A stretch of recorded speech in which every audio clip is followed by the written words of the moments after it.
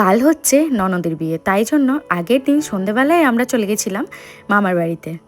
তারপরে গিয়ে দেখছি ননদ বসে বসে মেহেন্দি পড়ছে। তারপরে ওখানে দেখো ওর মেহেন্দি পড়াও কমপ্লিট হয়ে গেছে। তারপরে ওকে একটু ভিডিও করে দিলাম। তারপরে আমরা সবাই খাওয়া দাওয়া করে ঘুমিয়ে পড়েছিলাম। তারপর ভোরবেলায় দেখো আমরা উঠে গেছি নিশি জল তোলার জন্য। পাশে একটা পুকুর ছিল, ওই পুকুরেই চলে এসেছি নিশি জল তুলতে। তো ভাই এখানে ওই পুকুর কাটতে হয়ে ওটা করে দিল। তারপর মা বাকি নিয়মগুলো করবে আর আমরা সবাই মায়ের সাথে থাকবো। আর পুকুরটা যেহেতু আগে কখনো আসা হয়নি, নামা হয়নি, ওই কারণে ভয়ও লাগছিল।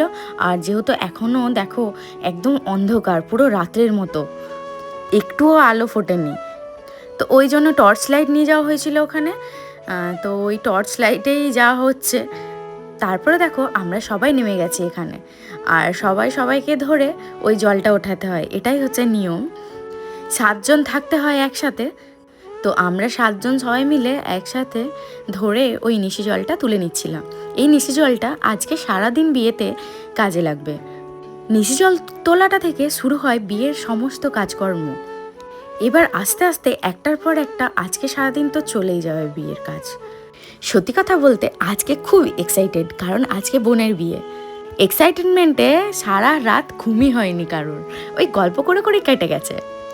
এখন ভোরবেলা বলে ঠান্ডাটা একটু হালকা হালকা বেশ ভালোই করছিল।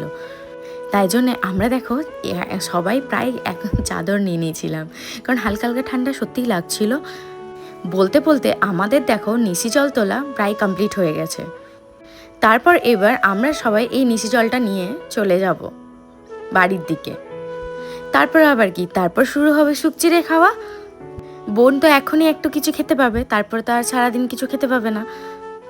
আর এই সকালবেলায় চিড়ে টিড়ে খেতে ভালোও লাগে না সত্যি করে, তাও একটু নিয়ম আছে বলে করতে হবে, এটাই যা। দেখো হয়ে গেছে আমাদের, এবার চললাম বাড়ির দিকে। আর দেখো একটা কুকুরও চলে এসেছিলো আমাদের সাথে, আমাদেরকে গার্ড করে করে। এই দেখো বাড়িতে চলে এসেছি, বাড়িতে তো ছাদনাতলা সব কিছু রেডি হয়ে গেছে, শুধু আলপনা দেওয়াটা বাকি আছে।